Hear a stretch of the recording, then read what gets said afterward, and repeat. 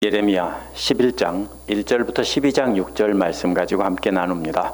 지난주 말씀에서는 스스로 서지도 못하고 움직이지도 못하고 말도 못하는 우상들과 천한 만물을 창조하시고 지금도 다스리시는 만왕의 왕이신 하나님을 비교하면서 그 백성들에게 우상을 버리고 하나님께로 돌아서라고 했습니다.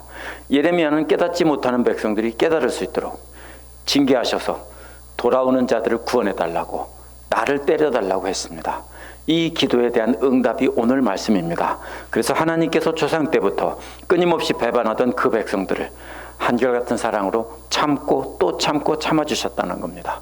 그런데 이제는 하나님을 향해 반역을 일으키는 이 백성들을 참지 않으시고 멸하시겠다는 것입니다. 이러한 하나님의 말씀을 예레미야가 전하자 고향 사람들이 예레미야를 죽이려고 합니다. 하지만 하나님께서 그 음모를 알려주시며 더 큰 핍박이 올 것인데 그래도 그대로 말씀을 참고 전하라고 하십니다. 이 말씀을 보면서 우리는 어떻게 핍박 가운데서 하나님 말씀을 그대로 전할지 생각해 보도록 하겠습니다.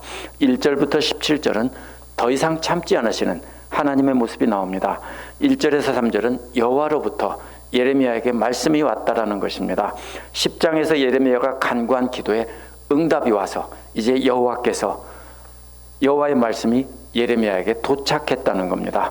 그 말씀을 유다 사람과 예루살렘 주민들에게 그대로 전하라는 것입니다. 나 주 이스라엘의 하나님이라고 말한 것은 언약을 맺은 그 하나님이라는 겁니다. 그래서 하나님께서 언약을 맺은 백성을 이제 전부 불러내서 그 언약을 지키지 않은 것을 이제 말씀하시며 심판하시겠다고 하십니다. 그런데 이 언약은 새로 맺은 언약이 아니라 이스라엘 조상들을 용광로 같은 이 집에서 데리고 나올 때 맺은 것이라고 했습니다. 만약 용광로 안에 그대로 두었다면 어떻게 되겠습니까? 이스라엘은 다 녹아서 없어졌을 것입니다. 다니엘과 세 친구를 이렇게 용광로 안에서 지켜주신 것처럼 하나님께서는 그들을 지켜주셔서 구해내 주셨다는 겁니다. 만약 구해내 주지 않았더라면 이스라엘 백성들은 다 녹아서 그냥 이집트 사람이 되어서 없어져 버렸을 것입니다. 그때 하나님께서 그들과 맺은 언약은 하나님의 목소리를 듣고 하나님 명령 따라 순종하면 그 백성은 하나님의 백성이 되고 하나님은 그들의 하나님이 되신다. 이것이 언약입니다. 하나님 편에서 지킬 언약은 그대로 다 지켰다라고 말합니다. 하나님 편에서 지킬 언약은 젖과 꿀이 흐르는 땅을 주시겠다는 건데 이미 그것을 다 지켰다는 것입니다. 그래서 그 땅에서 예레미야 시대까지 살았다는 것입니다. 원어를 보면 예레미야는 아멘 주님이라고 대답합니다. 그 뜻은 세번역처럼 주님 참으로 그렇습니다. 주님께서는 약속을 다 지키셨습니다. 이 말입니다. 하나님께서는 유다의 여러 성읍과 예루살렘 거리에서 이 언약을 외쳐서 다시 되새겨주라고 6절에서 말합니다. 처음 맺은 언약을 듣고 그대로 실천하라는 것입니다. 7절은 하나님께서 이스라엘 조상들을 이집트 땅에서 데리고 나올 때 확실히 경고했다는 겁니다. 한 번 경고한 것이 아니라 지속적으로 계속 경고했다는 겁니다. 예레미야 당시까지 귀에 못 박히도록 반복해서 경고한 것은 나의 목소리를 들으라는 겁니다. 세번역이나 개역개정이나 영어번역까지 다 순종하라 이렇게 의미 살려서 번역했습니다. 근데 원어는요 NASB처럼 내 목소리를 들으라입니다. 순종하라가 아니고 내 목소리를 들으라. 하나님 말씀을 들으라는 것입니다. 8절은 그들은 듣지 않았고 귀도 기울이지 않았다라고 했습니다. 만약 그래서 순종한다고 하면 들으라 귀를 기울이라는 말과 연결이 안 됩니다. 그렇죠? 순종하라 귀를 기울이라 이게 아니라 들으라 귀를 기울이라. 뭡니까? 그냥 듣는 거고 귀를 기울이는 것은 귀를 잡아당기며 주의 깊게 잘 듣는 것입니다. 둘 다 듣는 것입니다. 그래서 듣지도 않았고 귀를 잡아 늘려서 주의 깊게 듣지도 않았다라고 두 번 강조해서 말하고 있습니다. 따라서 하나님께서 말씀하시는 하나님 말씀을 듣지 않았다는 것입니다. 대신에 이스라엘 백성들은 자신들의 악한 마음에서 나오는 고집대로 살았다는 것입니다. 그런데도 하나님 말씀대로 살지 않고 자기들 생각대로 살았다는 것입니다. 그래서 언약을 지키라고 벌을 내렸는데 그래도 계속해서 안 지켰다는 겁니다. 우리가 이 말씀을 잘 봐야 됩니다. 우리가 성경을 읽을 때 이스라엘 백성들이 대단한 죄를 지은 것 같습니다. 하지만 죄는 이것입니다. 하나님 말씀을 주의 깊게 듣지 않았고 자기들 생각대로 하나님 말씀을 지키며 살았다라는 것입니다. 우리는 성경을 읽으며 이스라엘 백성들이 엄청난 반역을 한 것 같지만 그들은 나름대로 열심히 하나님 말씀에 순종하며 제사를 드리며 살았습니다. 오늘 말씀에서도 제사를 드리는 장면이 나옵니다. 그들은 나름대로 하나님 말씀에 열심히 순종하며 산다고 생각했다는 것을 알아야 합니다. 그런데 하나님의 뜻을 잘 듣고 그대로 살려고 하지 않고 자기들의 생각에 따라 하나님 말씀을 이해한 것뿐입니다. 그것이 문제입니다. 오늘날도 우리도 똑같은 실수를 합니다.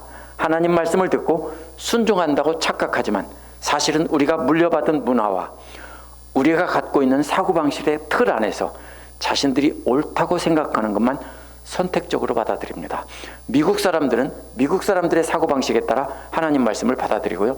한국 사람들은 한국의 전통적인 문화와 어떤 미신 섬기는 것 이런 것에 근거해서 받아들입니다. 안 그런다고 하지만 다들 그렇습니다. 특별히 내 생각을 내려놓고 하나님 말씀을 받아들이는 훈련을 철저하게 열심히 하지 않으면요, 모든 사람 다 그렇게 하면서 맞다라고 생각합니다. 그래서 하나님 말씀을 자신에게 구부려 놓은 사람들이라고 한 것입니다. 그렇기 때문에 예레미야는 다시 주님께서 나에게 말씀하셨다라고 말하는 것입니다. 자신들의 생각대로 하나님 말씀을 듣지 말고 여호와 하나님께서 하신 말씀을 그대로 잘 다시 말할 테니까 잘 들어보라는 것입니다. 하나님 말씀을 듣지 않고 귀를 기울이지 않으면서 결국 자신들의 생각대로 믿게 되어 있기 때문입니다. 그래서 하나님께서 예레미야에게 전하라고 하신 말씀은 유다 사람들과 예루살렘 주민이 나를 대적하여 음모를 꾸미고 있다는 것입니다. 하나님 말씀을 듣지 않고 귀를 기울이지 않으면 결국 어떻게 봅니까?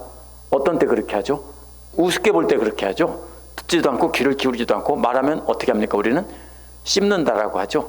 그런 태도를 취합니다. 그러면 그 다음에 어떻게 됩니까? 하나님을 몰아내고 자기들이 왕이 되는 역모를 하는 것입니다. 그래서 여기서 바로 음모를 꾸미고 있다는 것은 하나님을 향해서 역모를 꾸미고 있다는 것입니다. 역모의 내용은 이미 8절에서 나왔습니다. 왕이신 하나님 말씀을 잘 듣고 순종하는 것이 하나님의 백성된 도리입니다. 그런데 자기들 마음에서 나오는 생각대로 사는 것이 그 자기들이 하나님의 자리를 차지하고 왕이 되겠다는 것입니다. 이러한 역모는 예수님 당시 유다와 예루살렘에 살던 유대교 지도자들에게까지 계속 이어졌다는 것을 알 수 있습니다. 예레미야 시대에 이렇게 말했는데 예수님 시대까지 그대로 이어졌습니다. 오늘날 믿는 자들도 하나님 말씀을 자신의 생각에 맞춰 선택적으로 받아들이고 믿습니다. 혹시 안 그럴 수 있다라고 자신하는 분이 있으면 한번 나와 보세요. 우리는 그렇게 삽니다. 역시 예레미야에 나온 것 같이 똑같은 역모라는 것입니다. 그래서 예레미야는 그들도 자기 조상들이 저지른 죄악으로 돌아가고 말았다는 것입니다. 10절에서 말했습니다. 그래서 9절에서 말한 역모가 새로운 것이 아니라 오랫동안 반복된 것이라는 겁니다. 그런데 예레미야 시대의 유다와 예루살렘 사람들도 역시 하나님을 몰아내고 자신들이 그 자리를 차지했다는 겁니다. 예레미야가 계속해서 사용하는 말은 되돌아간다는 것입니다. 하나님께로 돌아가서 하나님께로 나가야 되는데 저들은 계속 하나님께로 벌을 내리면 돌아섰다가 다시 등을 돌리고 제자리로 간다는 것입니다. 모두가 다 언약을 수도 없이 파기해서 제갈 길로 자기 생각대로 갔다는 겁니다. 그렇게 조상 대대로 계속 있었던 하나님에 대한 역모를 하나님께서는 어떻게 했습니까? 한결같은 사랑으로 참고 또 참고 참으셨다고 11절에서 말합니다. 그런데 이제는 참으시는 한계를 넘었다는 것입니다. 그래서 그들이 탈출할 수 없는 재앙을 내리겠다라고 합니다. 아무리 도움 청해도 듣지 않겠다고 합니다. 도움을 청한다는 말은 하나님을 향해서 울며 기도한다는 것입니다. 그동안은 어떻게 했습니까? 이스라엘 백성들이 죄를 지었다가 하나님을 반역했다가도 벌이 내려지면 하나님께 울며 기도하면 다시 용서해주고 사사들을 보내서 살려줬습니다. 그런데 이제는 소용없다는 겁니다. 이제는 아무리 해도 끝났다는 겁니다. 하나님의 인계는 한계에 달았고 한결같은 사랑도 끝이 났다고 선언합니다. 하나님께 울며 간구해도 응답하지 않자 그 백성들은 그동안 섬기던 우상들에게 찾아가서 울며 간청하는 모습이 12절에 나옵니다. 그러나 그 가짜신들은 절대로 구해주지 못한다는 겁니다. 가짜신들은 하나님께서 내리신 재앙에 대해서 저들을 건져주지 못합니다. 이것처럼 이들은 하나님을 우선 섬겼습니다. 우상은 하나의 문화처럼 그냥 간직하고 있었을 뿐입니다. 실제로 저들이 우상을 심각하게 섬긴 것이 아닙니다. 그냥 우상께 제사를 드리고 우상을 섬기면 농사가 잘 되고 뭐 이런 정도입니다. 하나님을 먼저 섬겼고, 여기서도 재앙이 내려지자 하나님을 먼저 찾아가서 울며 기도했습니다. 그럼 하나님이 들으셨어야죠. 근데 안 들었습니다. 그러자 저들은 다시 우상에게로 갔다는 겁니다. 유다 사람들이 섬기는 신들이 유다의 성읍들만큼이나 많다라고 13절에서 말하고요. 또 바알에게 분향하려고 세운 제단들은 예루살렘의 골목길 수만큼 많다는 것입니다. 오늘날도 예루살렘이나 아니면 로마나 이런 옛날 오래된 도시를 가보면 길이 좁은 골목이 아주 많습니다. 왜냐하면 옛날에는 걸어다니고 말이 끄는 작은 전차가, 폭이 좁은, 사람 한 명 탈 정도 폭이 좁은 전차가 지나는 정도 길이었기 때문에 오늘날도 유럽의 골목들은 아주 좁고 복잡합니다. 바로 그것과 같은 것입니다. 그렇게 많다는 겁니다. 그 골목수만큼 많은 바알의 제단이 있었다는 겁니다. 그만큼 그들에 있어서 바알신을 섬기는 것은 하나의 문화처럼 퍼져 있었다는 겁니다. 그러나 이러한 말씀을 보고 이스라엘 사람들이 하나님을 버리고 우상숭배를 했다라고, 우상숭배만 했다라고 착각하면 안 됩니다. 저들은 하나님을 제일로 섬겼습니다. 그러면서 우상숭배는 풍년을 기원하는 하나의 문화적인 행사다. 자기들은 우상숭배하는 것이 아니다. 이렇게 합리화시켜 버렸습니다. 이스라엘은 단 한 번도 하나님을 완전히 버리고 우상을 섬긴 적이 없습니다. 항상 제사를 드리고 절기를 지키고 철저하게 지켰습니다. 그러나 하나님께서는 우상숭배했다고 합니다. 한번 생각해 보십시오. 남편을 잘 섬기고 남편만 사랑하면서 남편 몰래 다른 남자도 사랑했다. 그럴 때 뭐라고 합니까? 남편을 버리고 바람났다 이렇게 말합니까? 그러니까 괜찮은 겁니까? 아닙니다. 뭡니까? 그거는 남편을 버리고 바람난 거지. 그건 괜찮은 것이 아닙니다. 열은 남편에게 주고 하나만 정부에게 줬다고 해도 그거는 바람난 것입니다. 바로 성경에서 말하는 우상숭배는 저들의 마음의 일부가 그들에게 빼앗겼다는 뜻이지, 저들이 절대로 완전히 하나님을 버리고 우상숭배만 했다는 뜻이 아닙니다. 이게 그렇게 많은 우상들을 섬기고 있기 때문에 하나님께서 예레미야에게 기도하지 말라고 14절에서 말씀하십니다. 하나님께서는 이런 악한 백성들을 보살펴달라고 기도하지 말라는 겁니다. 도와달라고 소리 높여 울지도 말고 그들을 대신해서 기도하지 말라고 합니다. 왜냐하면 아무리 기도해도 하나님은 응답하지 않는다는 겁니다. 언약이 깨졌으니까 하나님의 인내와 사랑도 끝이 났다는 겁니다. 그렇게 우상숭배를 하면서도 성전에 들어와서 거룩한 모습으로 희생제사 드리는 모습이 15절에 나옵니다. 이스라엘 사람들은 한 번도 하나님을 떠난 적이 없습니다. 형식적으로는요. 정말 열심히 했습니다. 그러나 하나님께서는 그러한 희생제물이 이러한 재앙을 너희에게서 가져갈 수 있다라고 생각하느냐라고 말씀입니다. 저들은 자기들 마음에서 하고 싶은 대로 하면서 겉으로는 하나님을 제일로 잘 섬기는 것처럼 제사를 드리고 수많은 율법 규정들을 지켰던 것입니다. 그렇게 거짓으로 하나님을 예배하면서도 기쁨을 누릴 수 있겠냐고 물어보십니다. 그렇게 가증스러운 거짓된 예배를 드리고도 기쁨의 찬양이 흘러나오냐 하는 것입니다. 여호와께서 유다를 잎이 무성하고 열매가 많이 달리는 올리브 나무라고 불렀던 때가 있었다는 겁니다. 무슨 뜻이냐면요, 과거에 한때 잠깐 그런 때가 있었다는 겁니다. 그러나 그 이후에는 한 번도 그런 적이 없었다는 겁니다. 더구나 이제는 전혀 아니라는 겁니다. 그래서 요란한 천둥 소리와 함께 부는 폭풍으로 완전히 불살라버리고 그 가지를 부러뜨려 버리겠다는 것입니다. 그래서 17절은 이제 예레미야가 재난을 선포하는 내용입니다. 이스라엘과 유다를 나무처럼 심어주신 여호와께서 재앙을 선포하셨다는 겁니다. 왜냐하면 하나님께서, 하나님의 백성들은 하나님의 말씀을 귀를 기울이지 않고 자기들 원하는 대로 하나님을 믿었기 때문입니다. 이것이 죄입니다. 자기들이 원하는 대로 하나님을 믿었습니다. 귀 기울여 잘 듣지 않았다는 겁니다. 18절에서 12장 6절은요, 피하게 하시는 하나님이 나옵니다. 18절에 갑자기 이상한 말이 나옵니다. 주님께서 알려주셔서 깨닫게 되었다 이렇게 말합니다. 원어는 주님께서 말씀으로 들려주셔서 알게 되었다는 겁니다. 또 그때 주님께서 그들의 모든 행실을 보여주셔서 알게 되었다는 겁니다. 하나님께서 그들에게 대해서 말로 알려주시고 행실로 보여주셔서 알게 되었다는 겁니다. 뭘 듣게 하시고 뭘 알게 해주셨는지 아직은 안 나와 있습니다. 예레미야는 도살장에 끌려가는 순한 양과 같았다고 19절에서 말하는데요, 말없이 순종했다는 뜻이 아닙니다. 바로 이어지는 말은 나를 해치려는 계획을 꾸미고 있는 줄을 전혀 알지 못했다라고 했기 때문입니다. 도살장으로 양을 끌고 갈 때 양은 모르고 어떻게 합니까? 졸졸졸졸 따라갑니다. 왜요? 주인이 항상 어디로 인도했습니까? 푸른 초장으로 인도했기 때문에 아무것도 모르고 따라간다는 것입니다. 예레미야가 바로 그렇게 아무것도 모르고 그들의 계략에 넘어가서 죽을 자리로 끌려가고 있었다는 겁니다.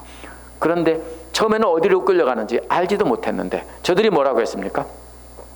저 나무를 열매가 달린 그대로 찍어버리자라고 했습니다. 열매가 달렸다는 말은 아직 자식을 낳지 않았다는 뜻입니다. 그래서 아직 결혼하지 않은 예레미야가 자녀를 생산하지 못한 것을 아는 것을 뜻하는 말입니다. 그의 이름이 그 자손들에게 이어지지 않도록 그냥 열매가 매달려 있는 채로 죽여버리자, 이런 뜻입니다. 예레미야는 하나님께서 들려주시고 보여주셔서 저들의 음모를 알려주실 때까지 아무것도 모르고 그냥 그들에게 끌려가고 있었다라는 것입니다.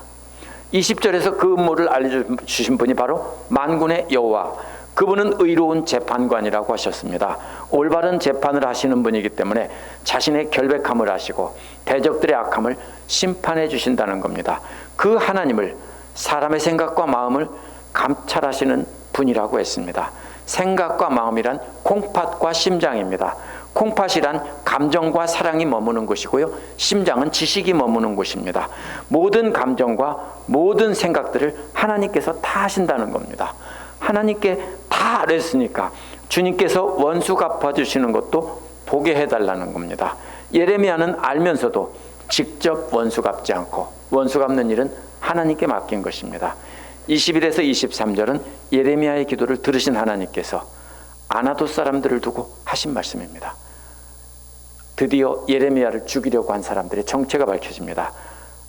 놀랍게도 예레미야를 죽이려고 했던 사람들은 예레미야의 고향 마을인 아나돗 사람들이고 친척들, 집안 식구들입니다. 무슨 뜻입니까?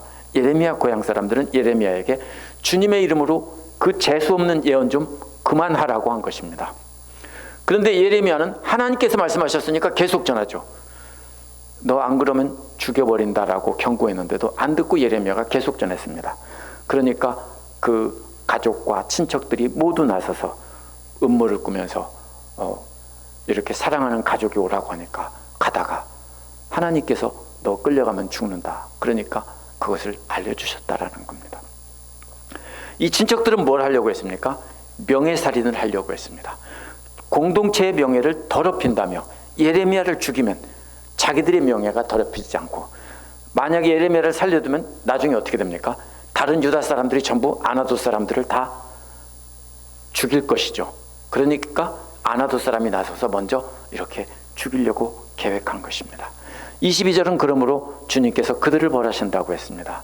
그들의 장정들은 칼에 찔려 죽는다는 것입니다. 적군이 침입했을 때 싸울 만한 남자들은 다 적군의 칼에 죽는다는 겁니다. 그 아들, 딸은 아비들이 죽은 관계로 다 굶어 죽는다고 했습니다. 23절은 그 결과 그들 중에는 하나도 남지 않는다는 내용입니다. 왜냐하면 하나님께서 아나돗의 남자들에게 재앙을 내리실 것이기 때문입니다.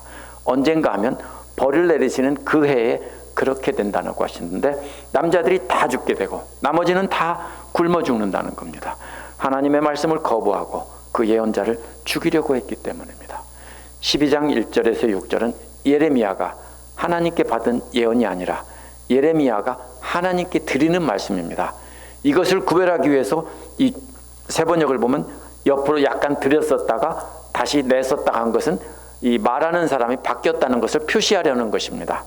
그래서 이것은 예레미야가 하나님께 말씀드리는 겁니다. 1절에서 예레미야는 언제나 주님은 오르셨다는 겁니다. 예레미야가 주님께 불평을 했을 때도 생각해보면 주님의 판결은 항상 옳았다는 겁니다. 그러므로 주님께 공정성의 문제 한 가지를 묻겠다는 겁니다. 어찌하여 악인들이 형통하고 배신자들이 잘 되는 것입니다. 자신을 죽이려고 하는 그 자기 친척 유다 백성들이 어째서 형통하고 하나님 말씀을 따라서 하나님 말씀만 전하는 자기는 왜 이렇게 고난을 받고 죽을 고생을 하느냐는 겁니다. 이거 너무 불공평하지 않냐는 겁니다. 우리도 그런 생각이 들죠. 나는 하나님 말씀대로 사는데 나는 왜 맨날 이렇게 고생을 하고, 저 인간들은, 저 사람들은 저렇게 하나님을 어기고 거꾸로 하나님을 대적하는데 어째서 잘 먹고 잘 살고 모두가 잘 되냐 이겁니다. 이거 불공평한 게 아니냐 이겁니다. 다른 신들은 그렇게 안 하죠. 이유를 그 2절에 담고 있습니다. 주님께서 그들을 심으셨으므로 뿌리를 내리고 자라며 열매를 맺으나라는 것이 그 이유입니다. 주님께서 심으셨기에 참고 기다리는 겁니다. 그러나 예레미야는 그들의 죄를 고발합니다. 하나님은 그들의 입에만 가까이 있고 그들의 콩팥으로부터는 멀리 떨어져 있다고 하나님한테 이릅니다. 쟤들이요, 말로는 하나님 찬양한다고 막 하고 예배드리고 하죠. 그 콩팥은 딴 데가 있거든요. 이런 말입니다. 뭔 소리예요? 마음은 딴 데가 있다는 뜻입니다. 말로만 하나님 찬양하고 거룩하게 섬기는데 실제로 저들은 하나님을 사랑하지 않고 딴 거 사랑한다고요. 이 말입니다. 이것을 잃은 것입니다. 11장 8절에서 듣지도 않고 귀를 기울이지도 않는다는 말과 연결이 됩니다. 따라서 저들의 죄는 하나님을 예배하고 율법을 지키지 않고 이것이 아니라, 지키긴 지켰는데 하나님 말씀을 잘 듣고 그대로 순종하지 않고 그 콩팥은 딴 데다 두고 다른 것을 사랑했다는 것입니다. 오늘날 말하면 무슨 뜻입니까? 하나님을 열심히 믿는다고 하는데 실제로는 세상 명예나 재물이나 다른 것 좋아하며 다른 걸 간직하고 그걸 사랑하며 살았다. 그런데 하나님은 열심히 예배한다. 이런 뜻입니다. 그게 바로 오늘 죽을 죄입니다. 3절은 그러나 주님께서는 예레미야를 아신다는 겁니다. 예레미야를 또 보고 계신다는 겁니다. 예레미야의 마음이 주님을 향해 있음을 다 검사해보고 아신다는 겁니다. 여기서 마음이란 심장입니다. 즉 예레미야의 생각을 다 검사해보고 아신다는 겁니다. 예레미야의 생각을 아신다면 하나님께 대한 아나도 사람들의 감정과 사랑도 다 아실 것이 아니냐는 뜻입니다. 저들이 입으로만 하나님을 사랑한다고 하는 것을 틀림없이 다 알고 계시지 않느냐는 겁니다. 그런데 왜 심판하지 않냐는 겁니다. 그러니 저들을 도살할 양처럼 끌어내서 죽일 날을 정하셔서 도살해 주시라고 하는 겁니다. 4절은 갑자기 땅이 언제까지 슬퍼해야 되는지 묻습니다. 또 들녘의 풀들이 모두 말라 죽어야 하는지 묻습니다. 악인들이 번성하기 때문에 땅에 있는 모든 풀과 풀 같은 백성들이 고통을 당한다고 비유적으로 말한 것입니다. 실제로 풀이 마른다는 것이 아니라 그 땅에 사는 사람들의 악함 때문에 짐승과 새도 씨가 말랐다는 것입니다. 들녘의 풀들이 말랐기 때문에 짐승과 새도 다 먹을 것이 없어 사라졌다. 역시 비유입니다. 그렇기 때문에 악인들은 하나님께서는 자신들이 무슨 일을 해도 보지도 않으신다라고 말한다는 겁니다.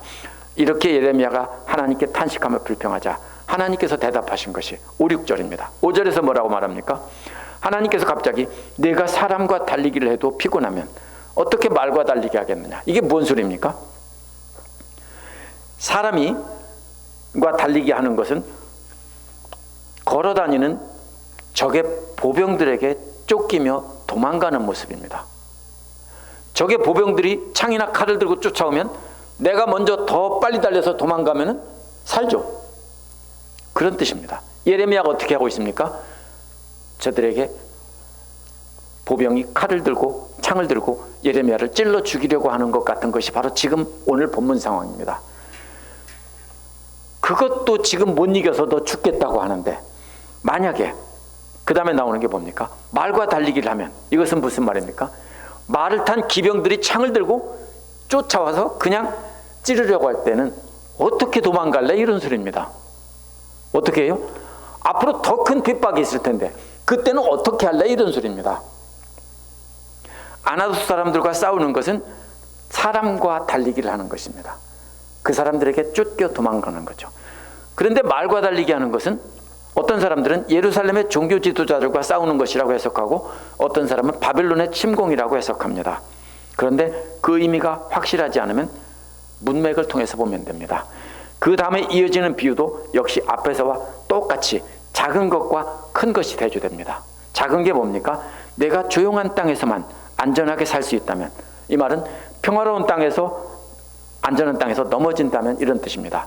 지금 우리가 있는 이 땅이 안전한 땅이고 평화로운 땅입니다. 걸어 다닐 수 있죠. 그런데도 자빠지는데 그 다음에 뭐라고 했습니까? 요단강의 물이 창이랄 때 이것은 홍수가 나서 땅이 다 덮였다는 뜻이지 요단강 속에 들어가서 걸어다닌다는 뜻이 아닙니다. 허리케인이 오고 홍수가 나서 이 동네가 다 물이 잠겼다면, 물살이 막 사정없이 빌락시강에 흘러내린다면 거기서는 너 어떻게 이기고 걸어갈래? 이런 뜻입니다. 결국 앞에서 나온 것과 똑같은 비유입니다. 그렇다면 이것은 우기의 바벨론의 침공을 우기의 요단강으로 비유한 것은 적절하지 못합니다. 왜냐하면 비유는 예레미야 고향 아나돗 사람들에게 핍박을 갖는 걸 가지고 불평하자 하나님께서는 지금 그것은 작은 일인데 앞으로는 너에게 더 큰 핍박이 있을 것이다, 이것이기 때문입니다. 그렇다면 여기서 예레미야가 하나님의 뜻을 전할 때 현재 아나돗 사람에게 겪는 고난보다 더 큰 고난을 앞으로 다른 사람들에게 받을 것이라는 것입니다. 이것이 바벨론의 침공이나 이런 것이 아닙니다. 그러면 아나돗 사람들에게 핍박을 받는 것은 보병에게 쫓기는 것이고 평화로운 땅에서 넘어지는 거라면, 그러나 앞으로 예레미야가 겪을 더 큰 고난은 그것은 바로 기병이 말을 타고 쫓아오는 것이고 요단강에 홍수가 나서 다 넘쳐서 휩쓸려 내려가는 장면이라는 것입니다. 6절에 내 친척 내 집안 식구가 너를 배신하고라는 말은 원어에서는 내 형제들과 내 아버지의 집들이라는 뜻입니다. 가장 가까운 사람들, 아나돗 사람을 뜻하는 말입니다. 그들이 예레미야를 죽이려고 계획하고 그들이 뒤에서 고함치며 욕했다는 것입니다. 이것이 사랑과의 달리기고 평화로운 땅에서 사는 것입니다. 이어지는 그들이 너에게 다정한 말로 걸어와도 너는 그들을 믿지 말라. 이 말은 앞으로 더 큰 고난이 닥쳐온다는 것인데요. 고향 사람들이 지금 죽이려고 하는 것은 작은 고난이고 그들이 다정하게 말을 걸어올 때가 더 큰 고난이라는 뜻입니다. 그렇다면 더 무서운 건 뭡니까? 웃으면서 다정하게 말하면서 함께 가자고 하고 잘해줄 때, 네 말이 옳다라고 할 때, 거짓말로 그렇게 할 때, 그때가 더 큰 고난이라는 뜻입니다. 다정한 말로 예레미야에게 호감을 갖은 것 같으며 은혜 받았다고 할 때, 그때가 더 큰 고난이라는 뜻입니다. 하나님께서 참으시는 기간이 끝났다며 예레미야에게 멸망을 선포하라고 하셨지만 사실은 가만히 보면 아직도 하나님께서는 한결같은 사랑으로 참으시면서 돌아오길 기다리시는 겁니다. 그렇지 않으면 벌써 싹 멸했어야 되죠, 예레미야가 간구할 때. 그런데 예레미야가 계속 왜 죽이지 않냐고, 공평하지 않냐고 할 때도 하나님은 계속 참으신 것은 그래도 돌아오기를 기다리는 겁니다.